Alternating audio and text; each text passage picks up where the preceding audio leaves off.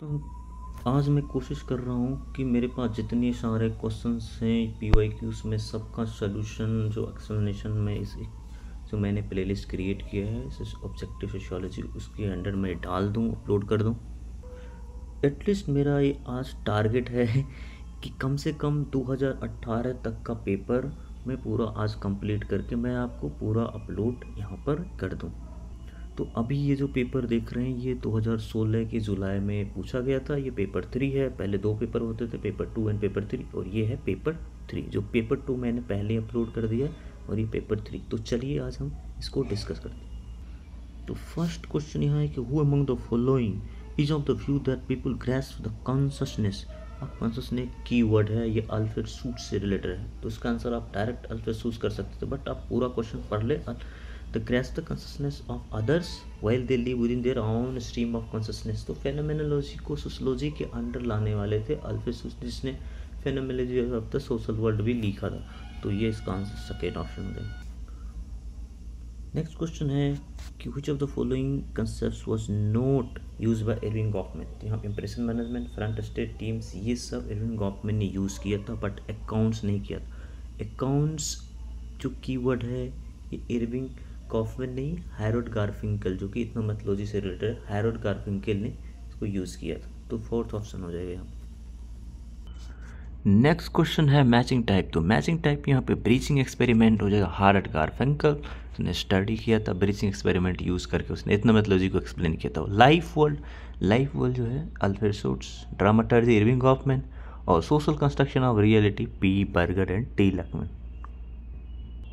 अब यहाँ पर जो है theoretical approach which sets out to uncover the method that members of social group employ. तो मेंबर ऑफ सोशल ग्रुप जो अपने रियलिटी को कंस्ट्रक्ट करने के लिए जो मेथड यूज करते हैं उसको बोलते हैं इथनोमेथोलॉजी। फर्स्ट ऑप्शन इसका हो जाएगा। अब जो सवाल ये है नेक्स्ट 5 नंबर, who provides an account of the role of common sense knowledge से ही सोशल कंस्ट्रक्शन एवरीडे लाइफ में ऐसे यूज़ किया जाता है। तो एवरीडे लाइफ में हम कॉमन सेंस यूज़ करते हैं, आम लोगों जैसे करते हैं। तो इसका एक्सप्लेनेशन ये किसने बताया था? तो ये पीटर बर्गर एंड टी लकमैन ने बताया सोशल कंस्ट्रक्शन ऑफ रियलिटी में कि रियलिटी कैसे कंस्ट्रक्ट किया जाता है। तो फर्स्ट ऑप्शन हो जाएगा। अब भी इसका जो सवाल, according to whom the ideological super structure is not merely reflection of the economy but also in part condition of existence. तो ये स्टेटमेंट है लुइस अल्थूसर। लुइस अल्थूसर भी एक स्ट्रक्चरल मार्क्सिस्ट कह सकते हैं उनको। उन्होंने एक किताब लिखी थी रीडिंग मार्क्स। उन्होंने एक इलिटरी मटेरियलिज्म जैसे तो कंसेप्ट दिया था। उसके बाद आइडियोलॉजिकल स्टेट एपरेटस की भी बात करते हैं एल अल्थूसर। अब नेक्स्ट क्वेश्चन है कि स्ट्रक्चरल मार्क्सिस्ट। यहाँ पे क्वेश्चन आ गया जो मैंने अभी बताया। स्ट्रक्चरल मार्क्सिस्ट के अंदर एल अल्थूसर्स आते हैं। क्रिटिकल थ्योरिस्ट यहाँ पर हैबरमास है। क्रिटिकल थ्योरिस्ट में एडोर्नो, सब हरखाइमर, ये सब क्रिटिकल थ्योरिस्ट। न्यू फंक्शनलिज्म यहाँ जेफरी अलेक्जेंडर या रिडजर में दिया हुआ, आप पढ़ सकते हैं। स्ट्रक्चरल थ्योरिस्ट एंथनी गिडेंस से आप थ्योरी ऑफ मॉडर्निटी पढ़ेंगे, चैप्टर नंबर कितना है 15 रिडजर में, तो ये भी दिया हुआ है, तो आप वहाँ से पढ़ सकते हैं। यहाँ पर फिलहाल मैंने आपको आंसर बता दिया।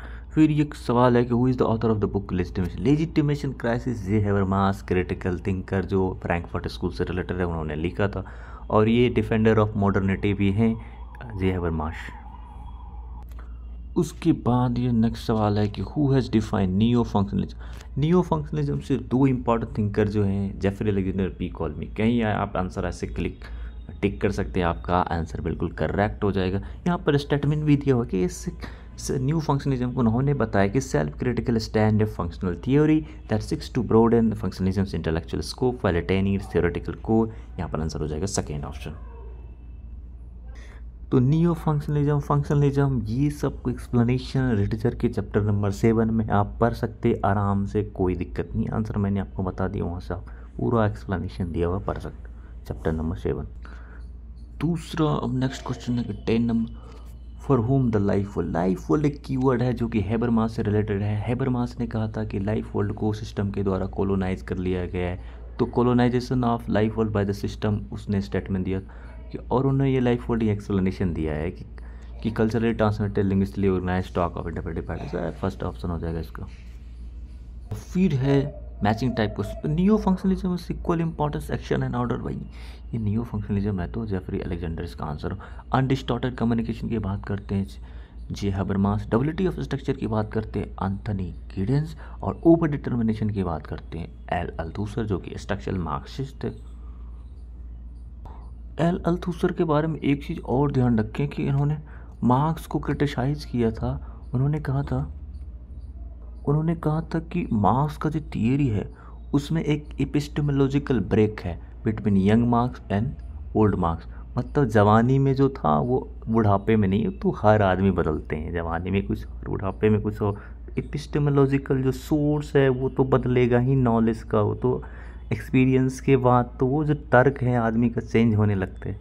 तो ये तो सबके साथ होता है। तो ये आप ध्यान रखें, एल अल्थूसर ने मार्क्स को एपिस्टेमोलॉजिकल ब्रेक के एक क्रिटिसिज्म दिया था उन्होंने, एल अल्थूसर ने। उसके बाद है कि French philosopher who has influence very much the sociological thinking by drawing a methodology of human language. तो ह्यूमन लैंग्वेज जो लिंग्विस्टिक में उनका काम है, जो डीकंस्ट्रक्शन की बात करते हैं, ये है जे डेरिडा। डेरिडा का आंसर हो जाएगा यहाँ पे। तो डीकंस्ट्रक्शन की बात करते हैं डेरिडा। तो डेरिडा का जो फोकस है वो लैंग्वेज पे है। उन्होंने कहा कि लैंग्वेज जो है वो लैंग्वेज से स्ट्रक्चर होता है और उसको डीकंस्ट्रक्ट करना है, यानी उनका जो उसके अंडरलाइंग मीनिंग जो है उसको टेक अपार्ट कर देना, मतलब अलग करके देख ले और उससे हमें को एक मतलब उसको डीकंस्ट्रक्ट कर ले, उसका मीनिंग समझ के डीकंस्ट्रक्ट कर ले, उसके अंदर जो इंटरनैलिटी स्ट्रक्चर है, इंटरनल स्ट्रक्चर हम समझ। उसके बाद है who is in his theory advanced account of interrelation of structure and agency. तो स्ट्रक्चर एंड एजेंसी को इंटरलेट करने में 2-3 थिंकर्स हैं। एक है एंथनी गिडेंस जो कि यहाँ पर ऑप्शन में दिया गया है, in which primacy granted to neither to agency structure में। एक है एंथनी गिडेंस जो कि यहाँ आंसर हो जाएगा इसका। दूसरा है बोर्डू भी एजेंसी स्ट्रक्चर से इंटीग्रेट करने की कोशिश करते हैं। हैबिटस एंड फील्ड की बात करते हैं, दोनों को इंटीग्रेट करने की कोशिश करते हैं। और तीसरे जो एजेंसी स्ट्रक्चर से इंटरलेट करके देखते हैं वो है हेबरमास जो कि लाइफ वर्ल्ड सिस्टम, दोनों में डाइकोटमी है, दोनों में क्या है अपोजिशन है, उसको एक तरीके से देख रहे हैं किस तरीके से उन दोनों में इंटरेक्शन होता है कि लाइफ वर्ल्ड को किस तरह के सिस्टम के द्वारा कॉलोनाइज होता है, वला वला वला। अब देखिए यहाँ पर who has contributed to debate on reason language power and contributed must to sociological theory. ये आंसर हो जाएगा माइकल फूको। माइकल फूको का ज़बरदस्त जो कंसेप्ट है डिस्कोर्स क्रिएशन, डिस्कोर्स क्रिएशन के थ्रू किस तरीके से नॉलेज प्रोड्यूस किया जाता है और नॉलेज किस तरीके से कंट्रोल कर लेता, पावर एक्सरसाइज करता। इसका तो बेस्ट एग्जांपल है कोरोना वायरस। कोरोना वायरस के बारे में कंस्पायरेसी थ्योरी था कि कोरोना वायरस को लैब में क्रिएट किया गया। आप सोच सकते हैं कि इतना खतरनाक वायरस जो पूरी दुनिया को तबाह कर सकता है और उसको एक लैब में क्रिएट किया गया, एक रिसर्चर ने क्रिएट किया। अगर इस तरीके से अगर ये मान लेते सच है तो आप समझ रहे हैं इस एक लेबोरेटरी के पास कितना पावर है जो कि पूरे दुनिया को डरा सकता है, कि पूरी दुनिया में पैंडेमिक ला सकता है। तो नॉलेज में तो पावर है और नॉलेज जिसके पास है उसको बोलते हैं नॉलेज कैपिटलिस्ट। पी बोर्डू तो उसको नॉलेज कैपिटलिस्ट बोलते हैं। ये भी एक कैपिटलिस्ट है जो के पास नॉलेज है। नेक्स्ट क्वेश्चन है ए रिपुटेशन ऑफ लोगोसेंट्रिक कंस्ट्रक्शन। लोगोसेंट्रिक कंस्ट्रक्शन और ग्रैंड नैरेटिव्स को रिपुडिएट करते हैं, रिजेक्ट करते हैं, उसको बोलते हैं डीकंस्ट्रक्शन। डीकंस्ट्रक्शन की थ्योरी है डेरिडा का। डेरिडा ने फर्डिनांड डी शॉस का जो लोगोसेंट्रिज्म अप्रोच था उसको उन्होंने क्रिटिसाइज करके डीकंस्ट्रक्शन अप्रोच दिया। लोगोसेंट्रिज्म का आर्गुमेंट ये है कि एक जो शब्द होते हैं, एक जो लैंग्वेज का जो वर्ड होता है वो एक कॉन्क्रीट रियलिटी को रिप्रेजेंट करता है। तो इसके अगेंस्ट डेरिडा ने आर्गुमेंट दिया कि क्या एक शब्द कॉन्क्रीट रियलिटी को कैसे प्रेजेंट करता है, एक शब्द का मीनिंग दूसरे शब्द में और दूसरे शब्द का मीनिंग तीसरे में, ये क्या चल रहा है, शब्दों का खेल चल रहा है, ये कॉन्क्रीट रियलिटी प्रेजेंट किधर कर रहा है। तो उन्होंने डीकंस्ट्रक्शन की बात की कि सबको जो एक वर्ड है उसको टेक अपार्ट कर लो और उसमें देखो क्या है, तो डीकंस्ट्रक्शन हो जाएगा। तो वे थ्योरी है। नेक्स्ट है कि mode of thinking that apply truth claims to universal proposition. Universal proposition को ट्रूथ क्लेम करते हैं, ये है भाई लोगोसेंट्रिज्म, वही तो बोल रहा था। दूसरा ये है question for whom the signifier has no stable relation to signifier. देखिए सिग्निफायर और सिग्निफाइड का कंस्ट्रक्ट फर्डिनांड डी शॉस ने दिया था। इसको क्रिटिसाइज करके उन्होंने जे डेरिडा ने बोला कि भाई दोनों में कोई रिलेशन स्टेबल रिलेशनशिप नहीं है, ये शब्दों का खेल चल रहा है। उन्होंने कहा कि रिलेशनशिप, फर्डिनांड डी शॉस ने कहा कि रिलेशनशिप है दोनों अटैच। डेरिडा ने कहा कि नहीं है भाई, देख ले, डीकंस्ट्रक्ट करके देख लिया मैंने, कुछ नहीं है। अब देखिए हमारा क्या है क्वेश्चन नंबर 18, तो following is note a source of diversity. Religion, language, culture, सब डाइवर्सिटी नेशनल हमारा एक ही नेशनल एम्ब्लेम है, आपको पता है ना नेशनल एम्ब्लेम तो एक है, यहाँ डाइवर्सिटी नहीं है। नेक्स्ट क्वेश्चन है Milton Singer and Marriott study social change India using concept little and great tradition का यूज़ करके उन्होंने पढ़ा है, इंडिया में स्टडी किया। लेकिन ये जो ओरिजिनल कंसेप्ट गिवन किसने दिया था, ये मैकमैरियट ने स्टडी किया। तो रॉबर्ट रेडफिल ने लिटिल ग्रेट ट्रेडिशन का कंसेप्ट दिया, उन्होंने मैक्सिको में स्टडी किया था तो उन्होंने कंसेप्ट दिया था, और उसका यूज़ इंडिया में लिटिल ग्रेट ट्रेडिशन का मिल्टन सिग्नल मैकमैरियट ने यूपी में इसने स्टडी किया था। अब यहाँ पर जो क्वेश्चन है, in the past who among the foreign travel observe recorded the unity in diversity has become part of India self identity, Megasthenes, Hiuen Tsang, Alberuni, all of the all of above. सब ने माना है, ध्यान रखे, सब ने माना है कि इंडिया कंट्री एक ऐसा है जो कि हमेशा यूनाइटेड रहा है, यूनिटी इन डाइवर्सिटी को हमेशा प्रेजेंट किया। उसके बाद यहाँ पर ये most authoritative widely accepted classification 6 major racial elements, तो ये BS गुहा ने दिया था, उन्हें सारा 6 तरीके से कैरेक्टराइज, उन्हें फिजिकल कैरेक्टरिस्टिक के बेसिस पे 6 रेशियल ग्रुप में उन्हें डिवाइड किया, कैरेक्टराइज एंग्लोइड, मैंग्लोइड, दरवेरियन, पता नहीं कौन कौन सा, तो आप पढ़ते रहिए। 6 क्लासिफिकेशन किसने दिया था, BS गुहा ने दिया था। Next question statement type, the tribal belts in middle India are process of large scale industrialisation, बिल्कुल सही भाई, हर जगह देख लो इंडस्ट्रियलाइज हो रहा है, छत्तीसगढ़ में तो मिडिल इंडिया में तो और ज़्यादा। This indicates diversification in tribal economy which leads to the basic change in tribal economy. Definitely industrialisation तो बिल्कुल स्ट्रक्चरल चेंज ही होते और इनका डाइवर्सिफिकेशन हो रहा है, लेकिन इस पर डिबेट हो रहा है, पॉलिटिक्स डिबेट हर जगह, तो अरे ट्राइबल को बचाने, उनके कल्चर को बचाने का क्या क्या हो रहा है। तो यहाँ पर इसका फर्स्ट ऑप्शन हो जाएगा A and R correct, R is the correct explanation of A. Who among the following who say the Indian nationalism is the outcome of the new material condition? Indian nationalism new material condition created by British, तो ये यार ऐसा ही Marxist approach है, उन्होंने कहा कि ऐसा material condition create किया है कि उस वजह से नेशनलिज्म इंडिया में आया, इसमें क्रिएट हुआ। लेकिन इसको योगेंद्र सिंह ने बाद में कब मतलब इसको क्रिटिसाइज भी किया था, तो ऐसे चलते रहता है इसका, फिर थियोरी, फिर क्रिटिसिज्म, यही है सोशियोलॉजी का सब, फिलोसफी सारे सब्जेक्ट में ऐसे चलते हैं। अब यहाँ पर एक मैचिंग टाइप क्वेश्चन है, डायलेक्टिकल अप्रोच यहाँ पर DP मुखर्जी का हो जाएगा, फंक्शनल अप्रोच SC दुबे का हो जाएगा, इंटेलेक्चुअल अप्रोच तो बिल्कुल ये GS को भी एक हो जाएगा। इंटेलेक्चुअल अप्रोच का आर्गूमेंट ये होता है जो वेद और जो इंडियन जो लिटरेचर है, जो टेक्स्ट हैं, जो सेक्रेट टेक्स्ट हैं, उसके आधार पर उन्हें तर्क करते हैं कि भारत ऐसा था, ऐसा होना भी चाहिए, आइडियल है, तो उनमें अच्छे अच्छे शब्द होते हैं और अच्छी चीज़ों से उन्हें एक आइडियल है, उस बेसिस पे चलते हैं। जैसे भारत में बहुत सारे ऑर्गेनाइजेशन हैं जो काम कर रहे हैं। दूसरा ये जो यहाँ पर, लेकिन इंडोलॉजी को उसमें क्रिटिसाइज़ किया जाता है कि ये तो हिस्टोरिकली ऐसा कभी पाया ही नहीं गया, मतलब हमेशा एक्सप्लॉइटेशन हुआ है, सबाल्टर्न अप्रोच वही करता है, ठीक है, जो हिस्टोरिकली जो रियलिटी है ही नहीं, तो आप आइडियल में क्यों जी रहे हैं, तो आइडियल तो आज की सोसाइटी को देखिए और उस पर तो फील्ड व्यू है। तो इंटेलॉजी को क्रिटिसाइज करने के बाद ये फील्ड व्यू, ये सब सारा एक नया नया अप्रोच है। तो हम ये क्या कर रहे थे, ये डायलेक्टिकल अप्रोच DP मुखर्जी का, फंक्शनल अप्रोच SC दुबे और इंडियोलॉजिकल GS कुरी और सिविलाइजेशन अप्रोच NK बोस और सुरजीत सिन्हा दोनों सिविलाइजेशन अप्रोच के अंडर आते हैं। अब यहाँ पर जो है, who says about Indian society that polity is in the dominant tradition relatively autonomous with regard to absolute value। यहाँ तो भाई एलस्तुमो का यार स्टेटमेंट। अब यहाँ पर जो है, who among the following has given 6 condition for upward and downward movement south eastern society पर ज़बरदस्त डरा जी मिडल का, चाहे वो एशियन क्या बोलते हैं, सॉरी अमेरिकन डिलेमा हो या एशियन ड्रामा हो, ये सब जी मिडल का। Modernization in India illustrated a trend where traditional role structure are giving way to modern ones। तो ये सही है, ये स्टेटमेंट सही है। People in India often retain categorical values of tradition instead of modern, ये बिल्कुल सही है। ये तो मतलब ऐसा लग रहा है कि मेरे बारे में बोल रहा है। मुझे लगता है कि इंडियन ट्रेडिशन, मुझे पर्सनली अच्छा लगता है इंडियन ट्रेडिशन। जो मॉडर्निटी में ऐसा लगता है कि भाई जड़ से उखड़ा हुआ, ना उसके पास कोई कल्चर, ना ट्रेडिशन, ना लाइफ, जो बिल्कुल मीनिंगलेस सा ऐसा लगने लगता है, बट सिर्फ पैसे और कमोडिटी से भरा हुआ स्टफ्ड हो चुका है। अब नेक्स्ट क्वेश्चन है, who has arrived at the conclusion a rule set social transform cumulative inequality तो डिस्पर्स इनक्वालिटी हो रही है। आंद्रे बेते ने कहा कि पहले तो होता था अपर कास्ट के पास सारा प्रॉपर्टी और स्टेटस सब होता, बट अब क्या है कि लोअर स्टेटस लोग भी अब पैसे कमा रहे हैं, अमीर हो रहे हैं, तो अब जो इनक्वालिटी वो डिस्पर्स हो रहा है।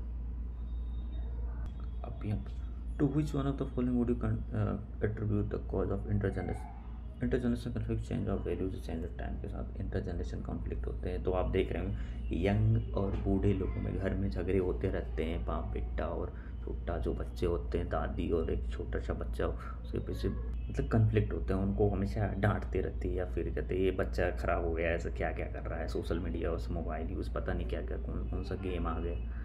अब ये जो gender is socially constructive, sex is biologically given, ये सेकेंड वेव फेमिनिज्म में ये बात बिल्कुल सामने आई थी। सेकेंड वेव फेमिनिज्म का आर्गुमेंट ही यही था कि जेंडर सोशली कंस्ट्रक्ट किया गया, जेंडर परफॉर्म किया जा रहा है, ये सेक्स बायोलॉजिकल। नेक्स्ट क्वेश्चन मतलब how many slum developers there in social, तो उतना इम्पोर्टेंट नहीं है, 64.59 मिलियन, बट ये क्वेश्चन मुझे लगता है इम्पोर्टेंट नहीं है, तो नंबर आप याद ना।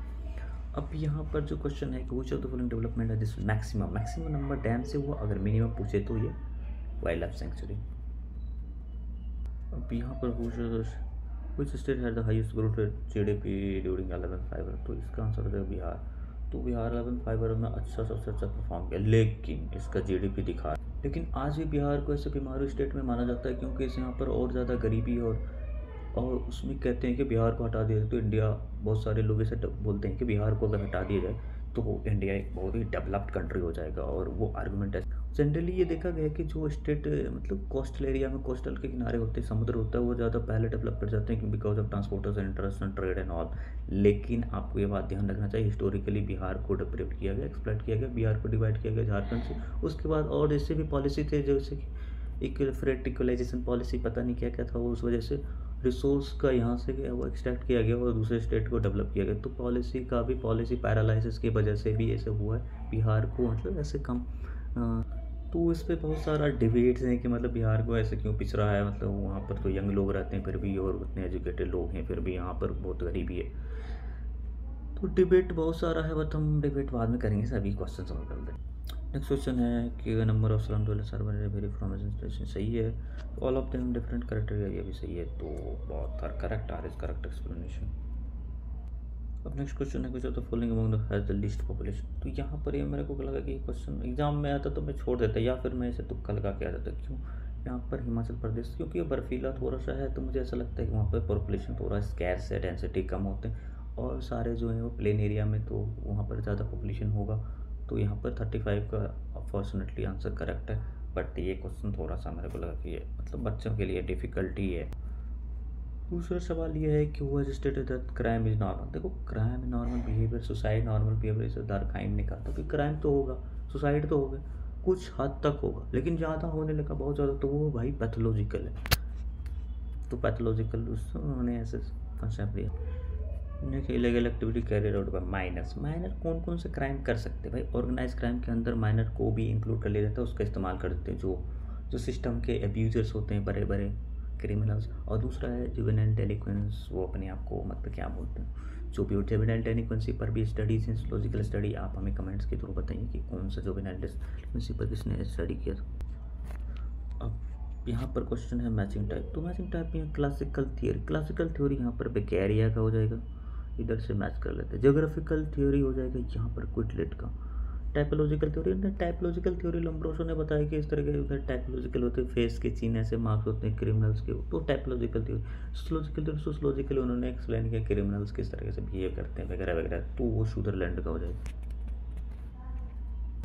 दूसरा है one the following health deviance might be functional and positive. तो इधर खाइम और एक कॉइन दोनों हो जाएगा, तो बहुत ए एंड बी। तो एक कॉइन के बारे में एक और चीज़ ध्यान रखिए, उन्होंने आर के मट्टन को क्रिटिसाइज़ किया था कि आर के मट्टन ने कहा कि लोग डिविएंट क्यों हो जाते हैं, कि जब गोल अचीव करने में नहीं हो पाते हैं सफल, तो दूसरे मीन्स के थ्रू वो गोल को अचीव करना चाहते हैं। बट एक कॉइन ने कहा कि what about non utilitarian crime.